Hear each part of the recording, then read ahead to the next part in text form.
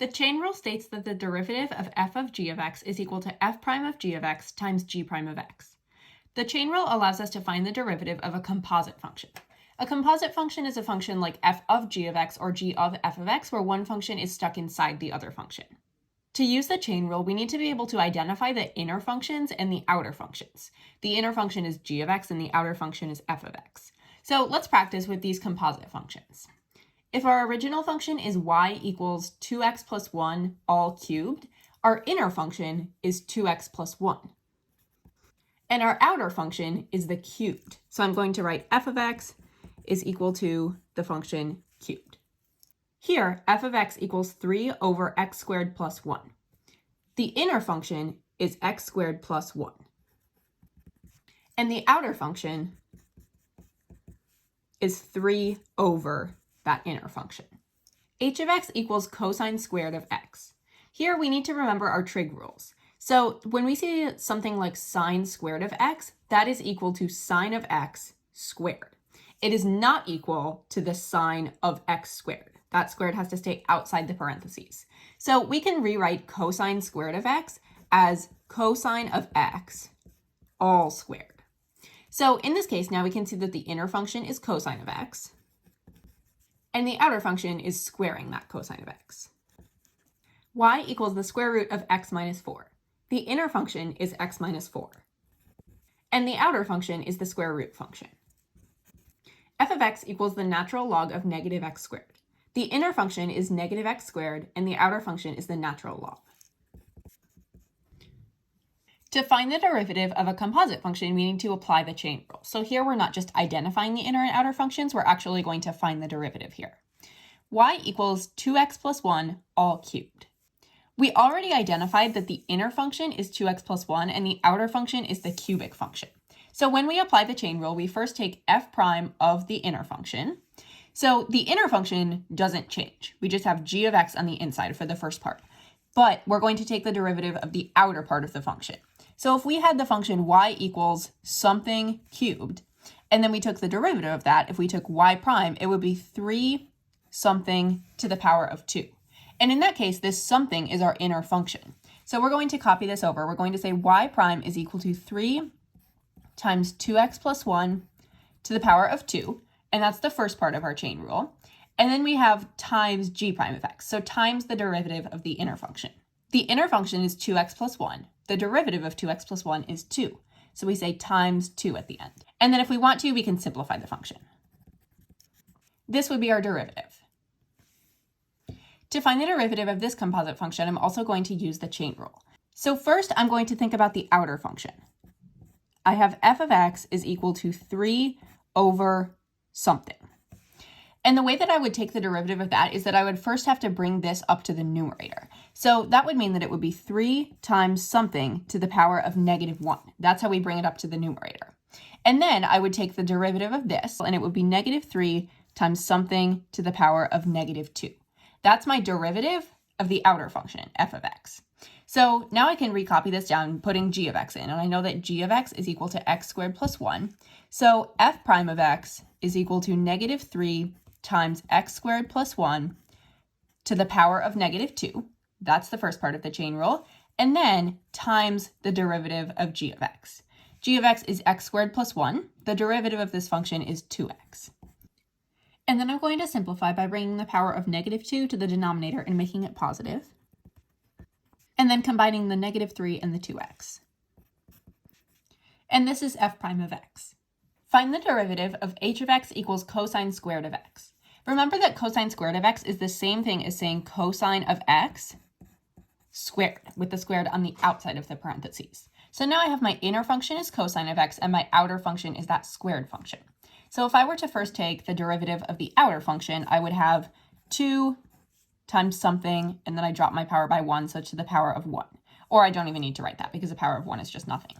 And then the cosine doesn't change on the inside because we keep that g of x in the beginning part, but then we need to multiply it by the derivative of the insider function. So the derivative of cosine x is negative sine x.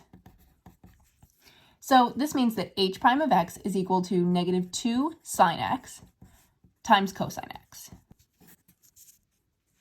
I'm going to rewrite this as y equals x minus 4 to the power of 1/2, because rewriting it like that is going to make it easier for me to be able to do the product rule.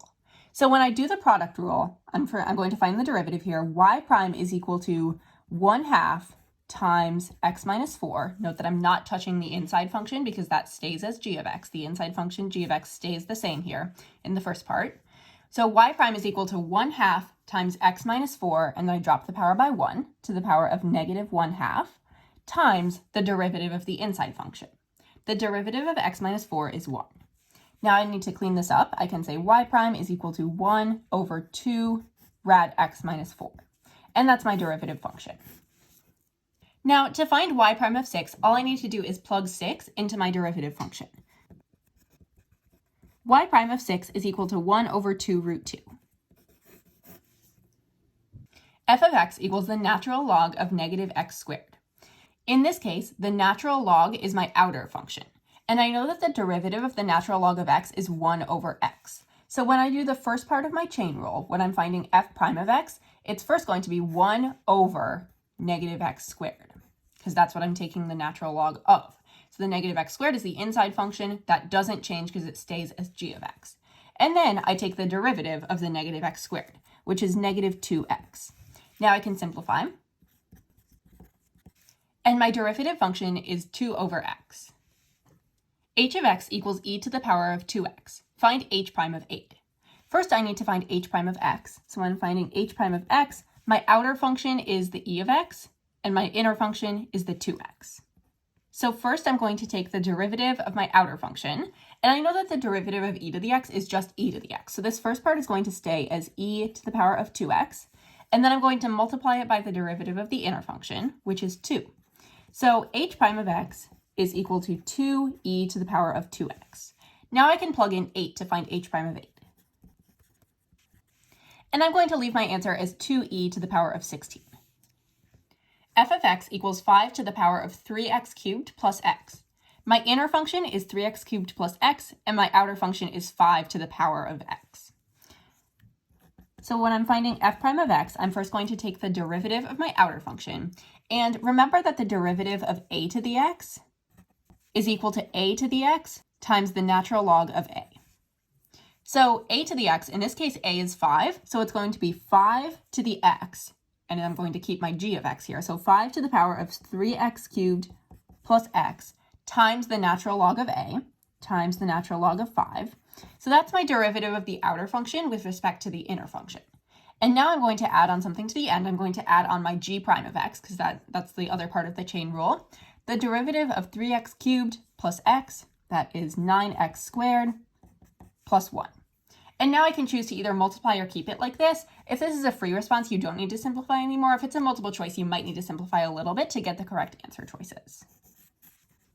Here we're going to look at a situation where we have a composition of 3 functions instead of just 2. We still use the chain rule, but instead of having f of g of x, we have f of g of another function. So we have a function stuck inside of a function stuck inside of a function. So y is equal to 6 times the sine of rad of 2x squared. I'm going to rewrite this as 6 times the sine of 2x squared to the power of 1/2. So when I go to find y prime, the first thing I'm going to do is take the derivative of the outer function. The outermost function in this case is the sine function. So the derivative of the sine function is cosine. So it's going to be cosine of this inside stuff. And I almost forgot I have a 6 as a constant multiplier on the outside. So it's 6 times the cosine of rad 2x squared. I'm just keeping that the same on the inside. Now I need to take the derivative of 2x squared to the power of 1/2, or the square root of 2x. So when I take this derivative, this is another chain rule. It's like a chain rule inside a chain rule. So I would have 1/2 times 2x squared to the power of negative 1/2. That's my next step in the chain rule. So times 1/2 times 2x squared to the power of negative 1/2. But then this one isn't complete with also taking the derivative of the inside function. Because if I was just taking the derivative of this, it would have to be f prime of g of x times g of x. And g of x is 2x squared in this case. So now I just find the derivative of 2x squared, which is 4x. So now I have a function. It needs to be simplified a little bit because I have negative exponents here, but this is my derivative function.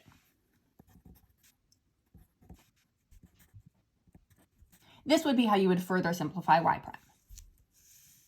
Let's practice another one with a triple chain rule. So g of x is equal to 1 over the square root of the tan of 3x squared.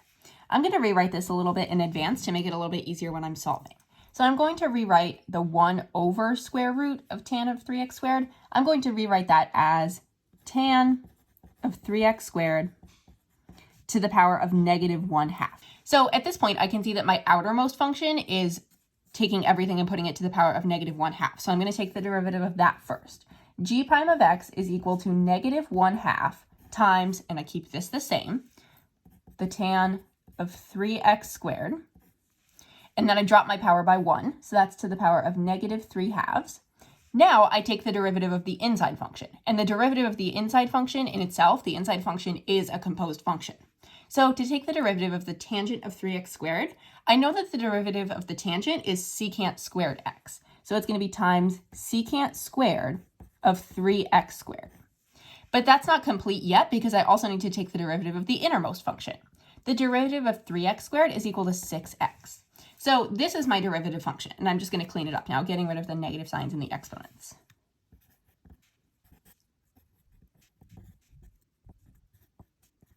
And my wording got really small here at the end, but it's negative 3x over a square root of tan of 3x squared cubed times secant squared of 3x squared. That is g prime of x. And again, if you're on a free response, you don't need to simplify this, but if you're on a multiple choice and all of the answer choices are simplified, you do need to simplify so you can see what your answer is going to be. Let's practice another triple composition of functions.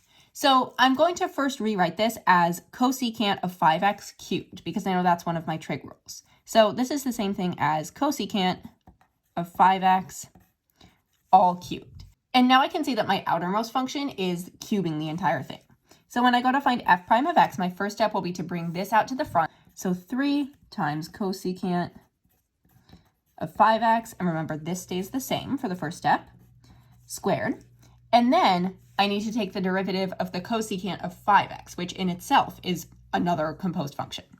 But so first I take the outermost function, derivative of the outermost function. Derivative of cosecant x is negative cosecant x times cotan x.